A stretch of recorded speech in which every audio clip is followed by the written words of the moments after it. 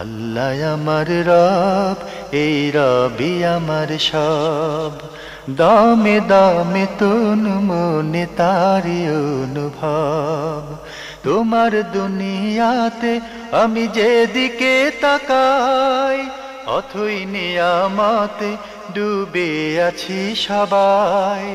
পাক পাখালির গানে শুনি তসবিহ কালো রব, তসবিহ কালো রব। আল্লাহ আমার রব, এই রবি আমার সব। আসসালামু আলাইকুম। আলহামদুলিল্লাহ, আসসালাতু ওয়াসসালামু আলা রাসূলিল্লাহ। প্রিয় দর্শক, আপনারা যারা দেশে আছেন প্রবাসে, সবাইকে জানাই অনেক অনেক প্রীতি ও শুভেচ্ছা। শুরু হলো এনটিভি আয়োজিত এবং লাভ হলো নিবেদিত অনুষ্ঠান আপনার জিজ্ঞাসা। আপনাদের সাথে আছি আমি জয়নুল আবেদিন আজাদ, আর আপনাদের মনে থাকা প্রশ্নের জিজ্ঞাসার জবাব দিচ্ছেন বিশিষ্ট আলেম ডক্টর মোহাম্মদ সাইফুল্লাহ। আসসালামু আলাইকুম রহমতুল্লাহি ওয়া বারাকাতুহু।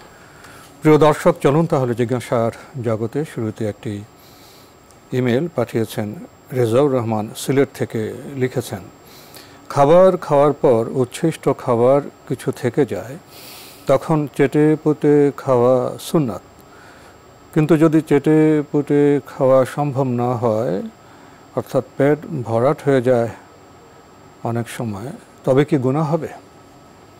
প্রথম কথা হচ্ছে, আল্লাহর বান্দা যিনি খাবার নেবেন, যেহেতু আমাদের এই দেশে বেশিরভাগ ক্ষেত্রে আমরা ইন্ডিভিজুয়াল, এককভাবে ব্যক্তিগতভাবে খাই, আমরা প্লেটের মধ্যে খাই।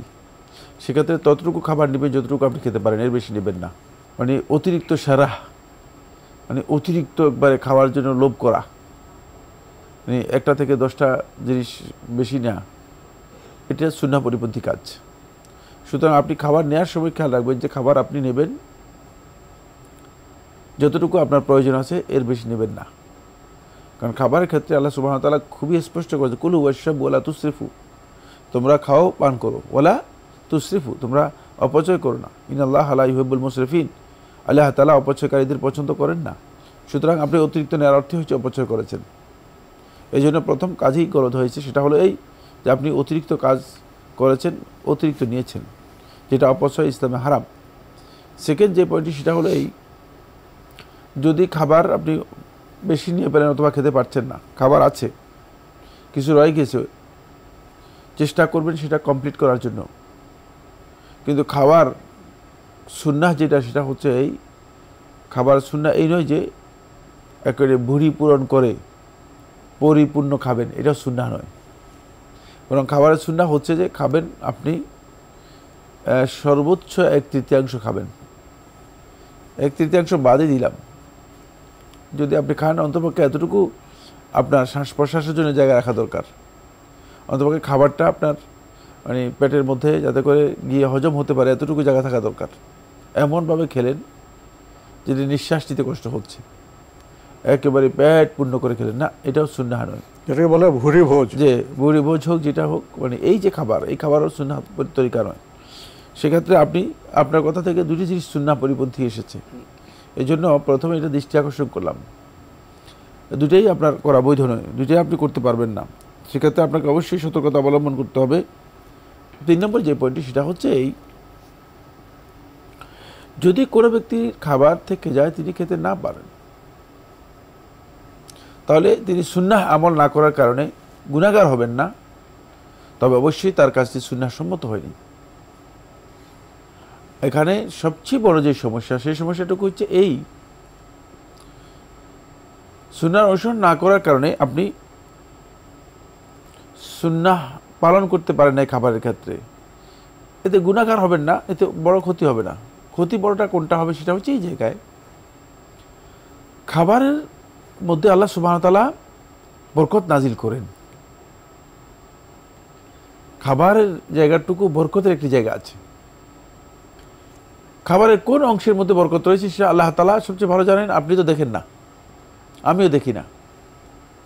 এই জন্য রাসূলুল্লাহ সাল্লাল্লাহু আলাইহি ওয়াসাল্লাম বলেছেন যে, তোমরা জানো না যে ফি আইয়ি তুআমিকুম, যে তোমাদের কোন খাবারের মধ্যে বারাকা রয়েছে। তো বারাকা এই জন্য তোমরা যখন খাবার থেকে যাবে পুরোটাই চেটে খাবে, আঙ্গুল চুষে চেটে তারপর পুরোটাই খাবে। হতে পারে যে খাবারের বরকতটুকু তোমার রয়ে গিয়েছে, যে যতটুকু খাবার তুমি খাওনি, ফলে খাবারের বরকত যদি আপনার থেকে যায় তাহলে আপনি বড় ধরনের বরকত থেকে মাহরুম হয়ে গেলেন।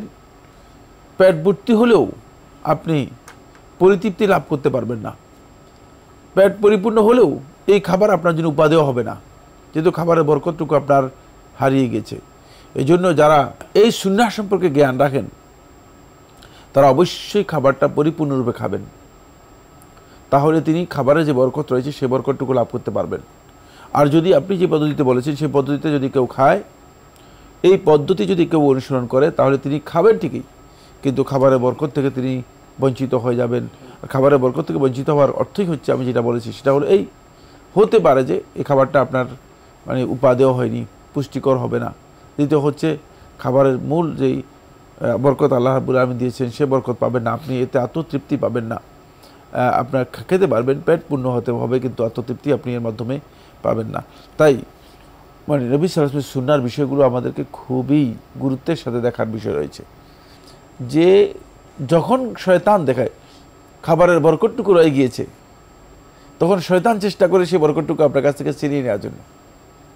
রাসূলুল্লাহ সাল্লাল্লাহু আলাইহি ওয়াসাল্লাম বলেছেন যে খাবার যখন পড়ে যায়, অথবা খাবার অনেকে খায় কিছু প্লেটে কিছু বাইরে, খাবারের পদ্ধতিও জানে না, খাবার যখন পড়ে যায় তখন খাবারে যদি কোনো কারণে কিছু লেগে যায়, মানে যেটা সেগুলোকে মুছে ফেলে, সেগুলোকে মানে দূর করে বা খাবারটাকে ভালো করে পরিষ্কার করে ওইটাকে খেতে বলেছে রাসূলুল্লাহ সাল্লাল্লাহু আলাইহি ওয়াসাল্লাম। বলেছেন যেহেতু মানে যদি এর মধ্যে বরকত থাকে তাহলে শয়তান ওই খাবারটুকু খেয়ে ফেলবে এবং শয়তান মানুষের সাথে খাবার খায়। জি, আপনি তো খাবার সুন্নাহ পদ্ধতি সম্পর্কে বেশ গুরুত্বপূর্ণ কিছু কথা বলেছেন। একটি শব্দ যে চেটে পুটে খাওয়া, এ বিষয়ে আমরা কী বুঝবো? দেখা যায় অনেক সময় উনি স্বল্পাহারী, স্বল্প খান, খাওয়ার পর হয়তো একটু ঝোল ছিল বা একটু ডাল ছিল, হয়তো কয়েক ফোঁটা হতে পারে, সেগুলো কি চেটে পুটে খেতে হবে? পুরোটাই আঙ্গুল দিয়ে চেটে খেয়ে ফেলবেন, আঙ্গুল দিয়ে চেটে খেয়ে ফেলবেন। তবে এই কথা কোনো সন্দেহ নেই যে মানে প্রয়োজনের অতিরিক্ত হয়, সেটা যদি সম্ভব না হয় তিনি না খেলেও যে গুনাহগার হবেন এ কথা শুদ্ধ নয়। আমরা বেশ কিছু বিষয় সম্পর্কে জানলাম। আরও একটি ইমেল পাঠিয়েছেন শামিমা নার্গিস, লিখেছেন, আমি সফরে ফ্লাইটে বাথরুমের ভেতরে অজু করি না, তায়াম্মুম করে নামাজ পড়ি, এটা কি ঠিক আছে? প্রথম কথা হচ্ছে যদি পানি থাকে তাহলে উজু করতে হবে, তায়াম্মুম করার কোনো বৈধতা নেই। আপনি যদি পানি না পেয়ে থাকেন তাহলে আপনি উজু করবেন, কিন্তু আপনি বলেছেন আমি ইচ্ছাকৃত উজু করি না, তাহলে আপনার সালাত হবে না। জি, আপনি উজু করেন না এর কারণ উল্লেখ করেন না, বলেন যে আমি উজু করি না। যদি ওজর বর্ণনা করতেন তাহলে হয়তো আমরা বলতে পারতাম যে আসলে মশালাটি কোন পর্যায়ের। মানে এখানে আপনি যেটা উল্লেখ করেছেন সেখান থেকে স্পষ্ট বোঝা যাচ্ছে যে আপনি ইন্টেনশনালি মানে উজু করেন না। উজু না করে তায়াম্মুম করার কোনো বৈধতা নেই। পানি যদি থাকে তাহলে অবশ্যই উজু করতে হবে, সেখানে তায়াম্মুমের বৈধতা নেই, তাই আপনার সালাত হবে না। জি, উনি ওজর উল্লেখ করলে সেটা বলা যেত, ওজর তো আপনি উল্লেখ করেননি। আর একটি ইমেল পাঠিয়েছেন উম্মে আবদুল্লাহ, লিখেছেন, সালাতরত অবস্থায় তেলেপোকা বা সাধারণ পিঁপড়া মারা জায়েজ আছে কি?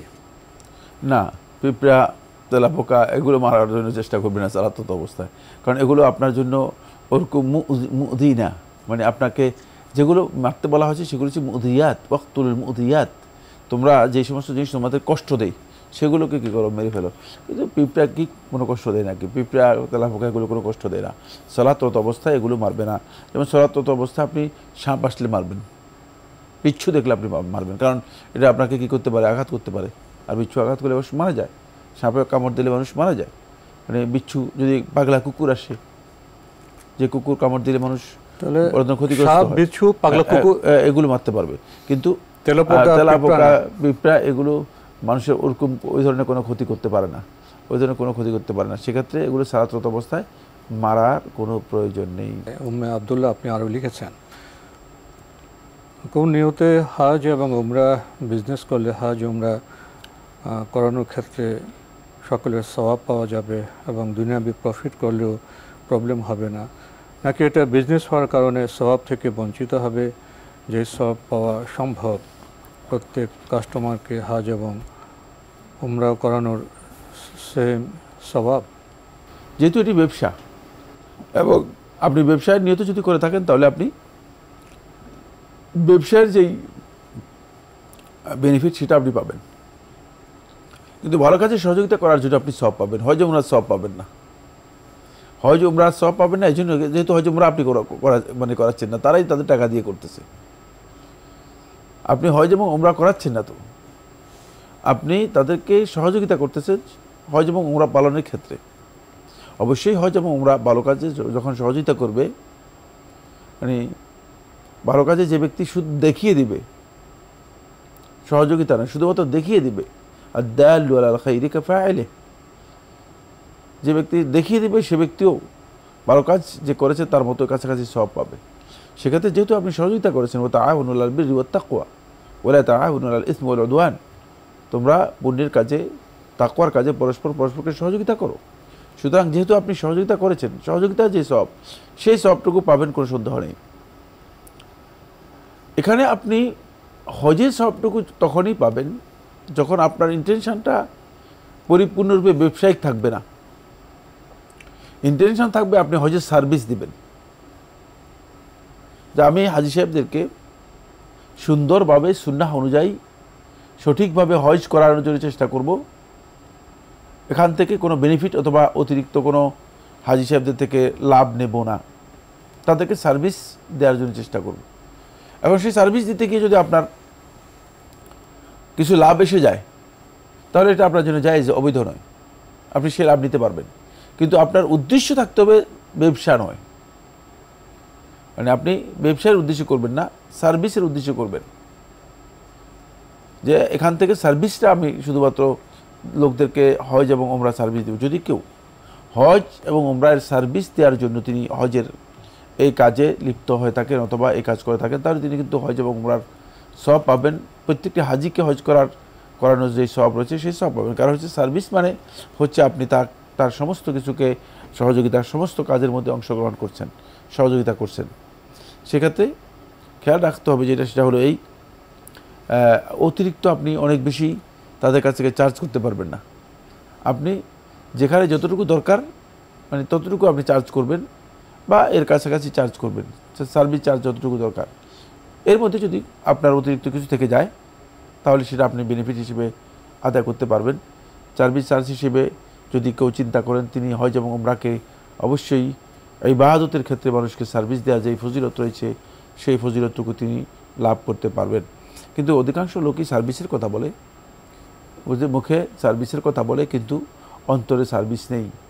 মুখে বলে আমান্না বিল্লাহি ওয়াল ইয়াউমিল আখির, আমরা আল্লাহর প্রতি ঈমান এনেছি এবং আখিরাতের প্রতি ঈমান এনেছি। আল্লাহ তাআলা তাদের কথা বলছেন ওয়া মা হুম বিমুমিনিন, তারা আসলে ঈমানদার নয়। যদি এই ধরনের চেতনা থাকে তাহলে সার্ভিসের কথা মুখে বলে তিনি সওয়াব পাবেন, এটা মোটেও সঠিক নয়। তাহলে এখানে নিয়ত এবং ইহসান এই বিষয়টা খুব গুরুত্বপূর্ণ। এখানে হ্যাঁ, নিয়তটা অবশ্যই গুরুত্বপূর্ণ, কোনো সন্দেহ নেই, নিয়তটা অবশ্যই গুরুত্বপূর্ণ। উম্মে আব্দুল্লাহ আপনি আরও লিখেছেন, কোন নিয়তে খুতবা বা ওয়াজ করার পর টাকা নিতে পারবেন একজন যাতে তার সওয়াবে ঘাটতি হবে না? ধন্যবাদ। আপনি বলেছেন কোন নিয়তে কেউ খুতবা অথবা ওয়াজ করার পরে টাকা নিতে পারবেন। যখন তিনি খুতবা এবং ওয়াজ করবেন একমাত্র আল্লাহর সন্তুষ্টির জন্য, যেখানে অন্তরের মধ্যে এক চুল পরিমাণ যারা পরিমাণও টার্গেট থাকবে না, মানে দুনিয়াবি কোনো মতলব অথবা এই টাকা হাসিল করার জন্য, তাহলে তিনি সওয়াব পাবেন। তাহলে তিনি এখানে সওয়াব পাবেন। এরপরে যদি তাকে টাকা দেওয়া হয়, তিনি যদি টাকা নেনও, এতে কোনো অসুবিধা নেই। কিন্তু অবশ্যই তার নিয়তটা সহি হতে হবে, সঠিক হতে হবে। নিয়তটা হতে হবে যে আমি যে খুতবা দিচ্ছি আল্লাহ সন্তুষ্টির জন্য দিচ্ছি। নিয়তটা হতে হবে যে আমি আওয়াজ করতেছি, উপদেশ দিচ্ছি মানুষদেরকে, মানুষ যাতে হিদায়াত লাভ করে থাকে, দিন যে কথাগুলো মানুষ অর্জন করে থাকে। তাহলে এই নিয়ত যদি আপনার মধ্যে থাকে তাহলে আপনি সওয়াব পাবেন এবং সে কাজটি আপনার ফজিলতের কাজ হবে, আল্লাহ তাআলার কাছে আল্লাহ সন্তুষ্টির কাজ হবে। এটা বোঝা যাবে। কিভাবে বোঝা যাবে? এক নম্বর হচ্ছে যখন কোনো আল্লাহর বান্দা তিনি খুতবা এবং ওয়াজ এগুলো করবেন নিজের মধ্যে আমল করার জন্য, নিজের মধ্যে আমল করবেন। প্রচুর লোক দেখা যায় যে ওয়াজ করে মানুষের জন্য, আমি মানুষদেরকে ওয়াজ করেছি, আমার আমল আবার দরকার আছে নাকি? আমি তো অনেক লোককে হেদায়েত দিই, আমি তো ওয়াজ করেই যাচ্ছি, আমি ওয়াজ করে যাচ্ছি। হ্যাঁ, এই ব্যক্তির নিয়ত ঠিক নেই। ওনা নিজেকেও ওয়াজের ভিতরটা যুক্ত করতে হবে, ভিতরটাকে কিভাবে রিফ্লেক্ট করে, মানে ভিতরটা কোথায় বোঝা যায়, এই জিনিসটা এখন নিয়ে আসতেছি। বুঝতে পেরেছেন? এটা খুবই ইম্পর্টেন্ট বিষয়। এটা ওলামায়ে কেরাম বিস্তারিত তাদের কিতাবগুলোতে উল্লেখ করেছেন। প্রথম হচ্ছে মানে তিনি যা বলতেছেন, যা যেগুলো ওয়াজ করতেছেন, উপদেশ দিচ্ছেন, সেগুলো নিজে পালন করবেন। নিজে পালন করেন না, মানুষদেরকে বলার জন্য চেষ্টা করেন, তাহলে তার ইখলাসে নামগন্ধ নেই। তিনি আসলে মানুষকে ওয়াজের জন্য বলতেছেন না, তিনি দুনিয়ার টার্গেটে বলতেছেন। এক। 2 নম্বর হচ্ছে ব্যক্তিগত ইবাদতকে সবচেয়ে বেশি অগ্রাধিকার দিবেন। মানুষের বাহাবাকে, মানুষের মানে সম্মান মর্যাদা ইত্যাদিকে বাহাবা দেবেন না। আলোচনা করবেন এই জন্য যে মানুষের সন্তুষ্টির জন্য নয়, বাহাবার জন্য নয়। আলোচনা দেবে, মানুষ তালে দিবে। আলোচনা করবেন, হক কথা বলবেন, কোরআন এবং হাদিসের কথা বলবেন একমাত্র আল্লাহর জন্য। তাহলে আপনার মধ্যে বোঝা যাচ্ছে যে আপনি আসলে ইখলাসের সাথেই তা ওয়াজ করছেন অথবা খুতবা দিচ্ছেন। 3 নম্বর হচ্ছে যেটা, সেটা হলো এই, যদি আপনাকে টাকা না দেয় তাহলে আপনি অসন্তুষ্ট হবেন না। আপনি একথা বলতে পারবেন না যে ভাই আমাকে টাকা দিলেন না, আমি ওয়াজ করলাম এতক্ষণ। আপনার সেই চেতনা আপনার মধ্যে কাজ করতে হবে যে টাকা দিবে বা না দিবে, 2 ক্ষেত্রেই আপনি মানে আপনার অন্তরের মধ্যে প্রসন্নতা বোধ করবেন না, সমান। কিন্তু টাকা দিলে খুশি, আর টাকা না দিলে তাদেরকে বলে আসেন যে আপনাদের এখানে আর সামনের বছর আর ওয়াজ করা সম্ভব না। তিনি কিন্তু আসলে মানে এই কথা বলেন নাই যে আমি টাকা দেন নাই কেন, তিনি এই কথা বলেছেন যে আপনাদের হ্যাঁ আপনাদের এখানে সামনের বছর ওয়াজ করা সম্ভব না। আমাদের বহু ওয়াইজ রয়েছেন, অনেক ভাইরাল ওয়াইজ, তাদেরকে আমি দেখেছি যে বলছে আপনাদের এখানে আর মনে হয় জীবনে আসা হবে কি জানি না, মানে ওই যে টাকা হয়তো একটু কম দিয়েছে আর কি। শয়তান আমার অন্তরের মধ্যে এই জিনিস নিয়ে আসে, কারণ দুনিয়ার যে তুমি তো অন্য জায়গায় গেলেও তো ভালো টাকা পাবে, তখন আমি মনে করি যে তাহলে আমি এখানে যাবো কেন। অনেকে আছে যে 2টা ওয়াজ দেন, পরবর্তী দেখা যে কোনখানে টাকা বেশি আর কোনখানে টাকা কম, যেখানে টাকা বেশি সেখানে যান। তাহলে তিনি কি আদৌ আল্লাহর সন্তুষ্টির জন্য ওয়াজ করেছেন? মোটেও না। জি, আপনি তো স্পষ্ট করে বলেছেন যে ওয়াজ যেতে হবে, ওয়াজ করতে হবে আল্লাহর সন্তুষ্টির জন্য। কেউ যদি ওনাকে সম্মাননা দেয়, সম্মানে দেখে নিতে পারবেন। এখানে আরেকটা চিত্র এরকম আছে, হয়তো ঢাকা থেকে সে শুধু দিনাজপুরে ওয়াজের কথা বলা হলো, হুজুর আপনি গাড়িটা নিয়ে আসেন, আমরা ইনশাল্লাহ আপনাকে সম্মানী দিব, সব কিছু দেবো।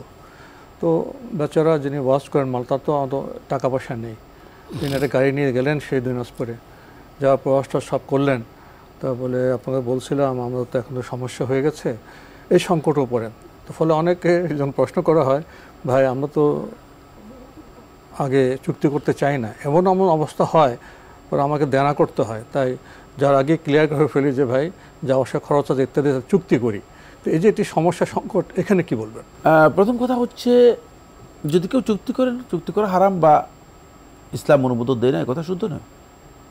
তিনি চুক্তি করতে পারবেন, কিন্তু চুক্তি করলে কি হবে? চুক্তি করলে তিনি দুনিয়ার অংশটুকু পেয়ে গিয়েছেন, আখিরাতে কোনো অংশ পাবেন না। আখিরাতের অংশটুকু তার জিরো হয়ে গিয়েছে। কারণ যদি কোনো ব্যক্তির কাছে আর্থিক সেই সামর্থ্য না থাকে, তিনি কেন ঢাকা থেকে দিনাজপুর গিয়ে ওয়াজ করবেন? দরকার নেই। বলে আপনি আসেন, আমার আশাবাদ দেবো না। যদি তারা প্রতারণা করে থাকে তাহলে অবশ্যই তাদেরকে এই বিষয়ে বলতে পারবে, সেটা আরেকটা বিষয়। যেমন বলেছে যে আপনি গাড়ি নিয়ে আসেন, আমরা গাড়ি ভাড়া দেবো, যদি এটা না করে তাহলে কিন্তু প্রতারণা করেছেন, সেটা আরেকটা মাসআলা। এটার সাথে এই মাসআলা চুক্তির মাসআলা যুক্ত নয়। চুক্তির মাসআলা হচ্ছে এই যে আমরা আগে থেকে চুক্তি করে নিয়েছি যে আমাকে মানে এত টাকা দিতে হবে, আমার অনেক খরচ আছে, মানে তিনি আখিরাতের অংশটুকু দুনিয়াতে নিয়ে নিয়েছেন। বেশিরভাগ বক্তা এইভাবে আখিরাতের অংশ দুনিয়াতে নিয়ে নেন। কিন্তু আপনি যেটা বলেছেন সেটা হচ্ছে যদি এমন হয় যে তারা বলেছে যে আপনি গাড়ি নিয়ে আসেন, সুন্দরভাবে আসেন, আমরা আপনাকে এর প্রয়োজনীয় খরচ দিয়ে দিব। সেক্ষেত্রে যদি খরচ তারা না দেয়, প্রতারণা করে থাকে, তাহলে তাদের কাছে সেটা ক্লেম করা যায়। কারণ হলো এটা তো আগে থেকে চুক্তি করা, তারাই বলেছে, তাদের পক্ষ থেকে এসেছে। আপনাকে অনেক ধন্যবাদ। আপনাকে অনেক ধন্যবাদ। প্রিয় দর্শক, আমরা দেখছিলাম এনটিভি আয়োজিত এবং লাভ হ্যালো নিবেদিত অনুষ্ঠান আপনার জিজ্ঞাসার সময়। আমাদের অনুষ্ঠান আপনারা এনটিভি অনলাইনেও দেখতে পারবেন। ভিজিট করুন www.ntvbd.com। এছাড়া ইউটিউব এবং আমাদের ভেরিফাইড ফেসবুক পেজে অনুষ্ঠান দেখতে পারবেন। শেষে এসে আমরা ওয়াজ খুতবা প্রসঙ্গে কথা শুনেছি, অনেক বিষয় এসছে, আমরা সঠিক বার্তা পেলাম। আল্লাহ আমাদের সহি রাস্তায় চলার তৌফিক দেন। চিঠি লিখুন, প্রশ্ন পাঠান আমাদের ঠিকানায়। পরিচালক আপনার জিজ্ঞাসা, এনটিভি, বিএসসিসি ভবন, 7ম তলা, 102 কাজী নজরুল ইসলাম এভিনিউ, কারওয়ান বাজার, ঢাকা 1215। ইমেল অ্যাড্রেস আপনার জিজ্ঞাসা @ntvbd.com। মহান আল্লাহ আমাদের সবাইকে নিরাপদে রাখুন, রাখুন শান্তিতে। আসসালামু আলাইকুম। আল্লাহ আমার রব, এই রবি আমার সব, দামে দামে তন মনে তারি অনুভব। তোমার দুনিয়াতে আমি যেদিকে তাকাই, অথই নিয়ামতে ডুবে আছি সবাই। পাক পাখালির গানে শুনি তসবিহ কালো রব, তসবিহ কালো রব। আল্লাহ আমার রব, এই রবি আমার সব।